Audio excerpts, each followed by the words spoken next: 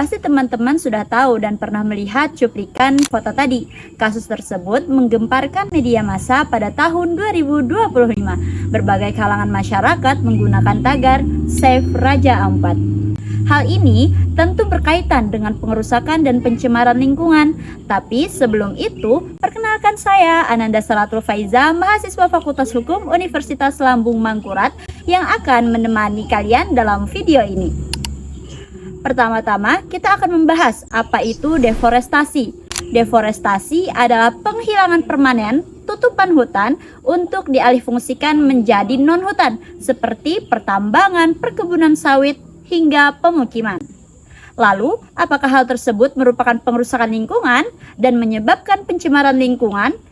Kita akan kulik bersama dalam video ini. Pengerusakan lingkungan menurut Undang-Undang Nomor 32 Tahun 2009 Pasal 1 Ayat 16 diartikan sebagai tindakan orang yang menimbulkan perubahan langsung atau tidak langsung terhadap sifat fisik, kimia, atau hayati lingkungan hidup sehingga melampaui kriteria baku kerusakan lingkungan hidup. Sedangkan pencemaran lingkungan hidup menurut Undang-Undang Nomor 32 Tahun 2009 Pasal 1 Ayat 14 adalah masuk atau dimasukkannya makhluk hidup, zat, energi, atau komponen lain ke dalam lingkungan hidup oleh kegiatan manusia sehingga melampaui baku mutu lingkungan hidup yang telah ditetapkan. Ruang lingkup pengerusakan yaitu pengerusakan hutan, pertambangan tanpa izin, hingga pengerusakan ekosistem pesisir. Sedangkan ruang lingkup pencemaran yaitu pencemaran udara, pencemaran air, pencemaran tanah, hingga pencemaran suara atau kebisingan. Hal ini terjadi di Pulau Gak Raja Ampat yang dieksplorasi dan dijadikan pertambangan nikel seperti yang teman-teman ketahui. Berdasarkan data Kementerian Lingkungan Hidup, luas daratan Pulau Gak hanya sekitar 6.030 hektar. Di pulau kecil ini, 5 perusahaan tambang diketahui pernah mengantongi izin resmi untuk beroperasi. 2 diantaranya memperoleh izin dari pemerintah pusat, sedangkan 3 lainnya dari pemerintah daerah. Namun, pada 10 Juni 2025, pemerintah resmi mencabut izin usaha pertambangan atau IUP dari 4 perusahaan, yaitu PT ASP, PT MRP, PT KSM, dan PT Nurham. Pencabutan ini dilakukan dengan pertimbangan menyeluruh, termasuk adanya pelanggaran terhadap regulasi lingkungan hidup yang berlaku. Saat ini hanya PT Gak Nikel yang masih diizinkan beroperasi di Pulau Gak, karena dinilai telah memenuhi seluruh persyaratan perizinan. Namun demikian, keberlanjutan operasional PT Gak Nikel tetap menuai kontroversi. Sejumlah organisasi lingkungan menilai kegiatan tambang tersebut berpotensi merusak ekosistem dan mengganggu keseimbangan alam di kawasan Raja Ampat. Kondisi ini memunculkan pro dan kontra di tengah masyarakat antara dorongan pembangunan ekonomi dan pentingnya pelestarian lingkungan. Pertambangan nikel di Raja Ampat menyebabkan kerusakan yang serius, termasuk pembabatan lebih dari 500 hektar hutan, sedimentasi pesisir yang merusak terumbu karang, dan pencemaran air akibat limbah. Aktivitas di pulau kecil mengancam ekosistem laut, keanekaragaman hayati endemik, serta kehidupan sosial ekonomi nelayan lokal. Kerusakan ekosistem darat dan laut merupakan dampak utamanya. Deforestasi yang meluas mengakibatkan banyak flora dan fauna endemik yang kehilangan habitatnya. Hal ini juga meningkatkan resiko erosi dan longsor. Selain itu, terdapat juga kerusakan dan pencemaran ekosistem laut apabila limpasan tanah dan sedimen dari area pertambangan menutupi terumbu karang di perairan pesisir yang berpotensi mematikan larva karang dan merusak terumbu karang. Aktivitas tambang berpotensi melepas logam berat yang mencemari air laut dan biota di dalamnya. Dari segi sosial dan ekonomi, kerusakan ekosistem laut menurunkan populasi ikan pelagis yang menjadi tumpuan utama nelayan lokal, dan masyarakat setempat berpotensi mengalami marginalisasi ganda, di mana mereka kehilangan ruang hidup dan tidak dilibatkan dalam pembahasan izin tambang. Sekarang kita akan memahami lebih dalam permasalahan hukum kasus tersebut. Dikutip dari laman Mahkamah Agung, konflik atau sengketa yang muncul akibat aktivitas pertambangan seperti di Pulau Gak Raja Ampat termasuk dalam kategori perkara lingkungan hidup. Perkara lingkungan hidup memiliki 3 dimensi hukum, yaitu administratif, perdata, dan pidana. Lingkungan hidup dipandang sebagai semi-subjek hukum, yang berarti memiliki hak untuk dilindungi demi keberlanjutan ekosistem. Oleh karena itu, pemerintah dan DPR telah menetapkan regulasi khusus melalui Undang-Undang Nomor 32 Tahun 2009 tentang perlindungan dan pengelolaan lingkungan hidup. Terdapat penerbitan izin usaha pertambangan oleh pemerintah pusat di wilayah tersebut. Hal ini bersinggungan dengan hukum administrasi. Pemerintah pusat memang berwenang untuk menerbitkan IUP, namun izin di pulau kecil berpotensi melanggar prinsip perlindungan pulau kecil dan larangan aktivitas ekstraktif yang merusak. Selain itu, izin tambang wajib didahului AMDAL dan partisipasi masyarakat, termasuk masyarakat adat. Jika hal tersebut tidak dilakukan, maka terdapat cacat prosedur karena akan melanggar asas partisipasi dan kehati-hatian, sehingga akibat hukumnya izin usaha pertambangan dicabut. Konflik lingkungan hidup akibat aktivitas pertambangan di Pulau Gak Raja Ampat juga menghadirkan tantangan kompleks dalam ranah hukum perdata maupun pidana. Dalam konteks hukum perdata, perusahaan tambang dapat digugat ke pengadilan negeri atas dugaan melakukan PMH jika kegiatan tambangnya berpotensi terbukti menyebabkan kerusakan lingkungan, khususnya di Pulau Gak yang hanya seluas 6.030 hektar. Gugatan dapat diajukan oleh pemerintah, organisasi lingkungan, perwakilan kelompok, maupun warga negara. Namun, penting dicatat bahwa hakim perdata tidak memiliki kewenangan untuk membatalkan izin yang dikeluarkan oleh pejabat tata usaha negara. Jika izin tersebut terbukti bertentangan dengan undang-undang, hakim hanya dapat menyatakan bahwa izin tersebut tidak memiliki kekuatan hukum karena statusnya dianggap sebagai beshiking atau keputusan administratif.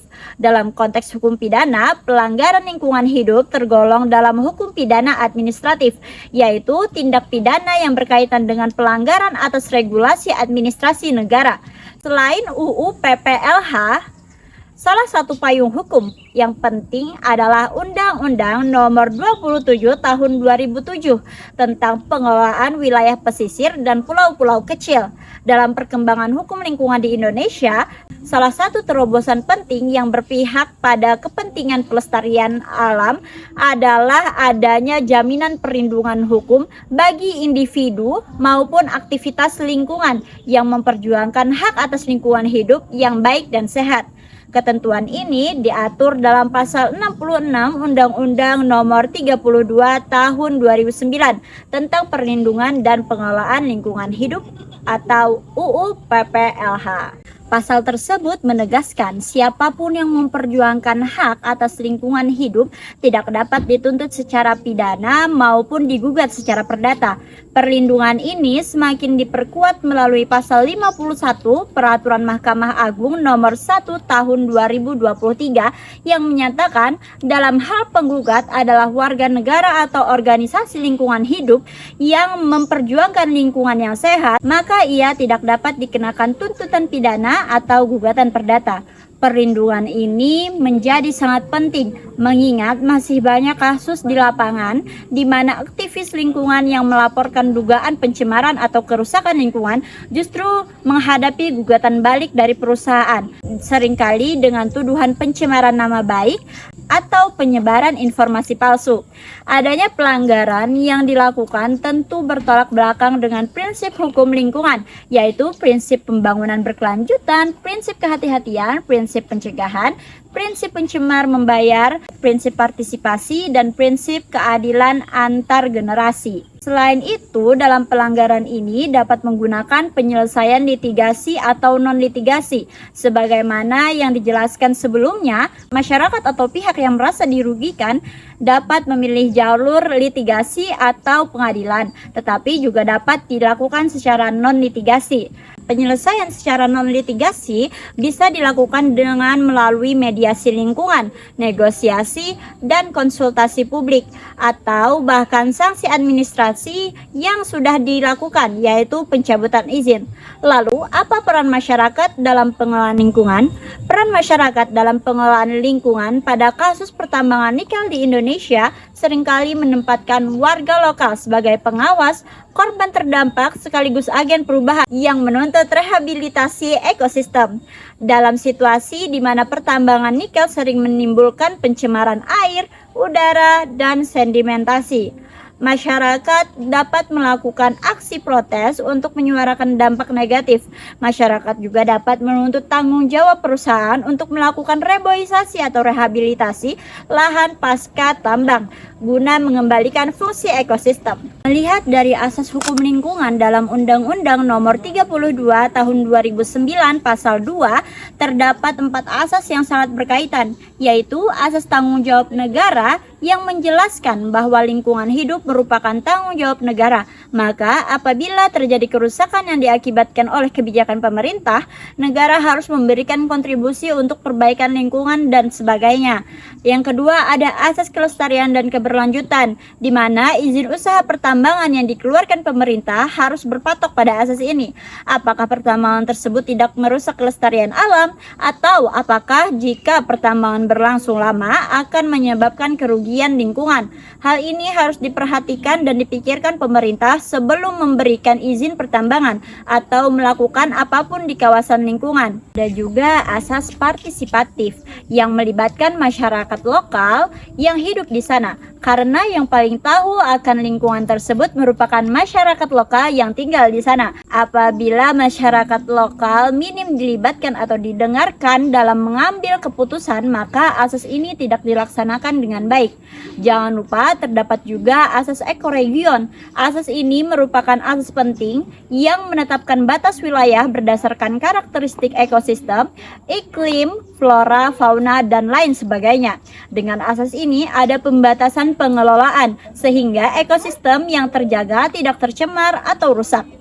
Kegiatan pertambangan ini juga tidak sesuai dengan tujuan Undang-Undang Nomor 32 Tahun 2009 Pasal 3 yang menjelaskan tentang tujuan hukum dalam melakukan perlindungan dan pengelolaan pada lingkungan hidup, yaitu melindungi wilayah negara kesatuan Republik Indonesia dari pencemaran dan kerusakan lingkungan hidup, menjamin keselamatan, kesehatan, dan kehidupan manusia, menjamin kelangsungan kehidupan makhluk hidup dan kelestarian ekosistem, menjaga kelestarian fungsi lingkungan hidup, mencapai keserasian, keselarasan, dan keseimbangan lingkungan hidup, menjamin terpenuhinya keadilan generasi masa kini dan generasi masa depan, menjamin pemenuhan dan perlindungan hak atas lingkungan hidup sebagai bagian dari hak asasi manusia, mengendalikan pemanfaatan sumber daya alam secara bijaksana, mewujudkan pembangunan berkelanjutan, dan mengantisipasi isu lingkungan global.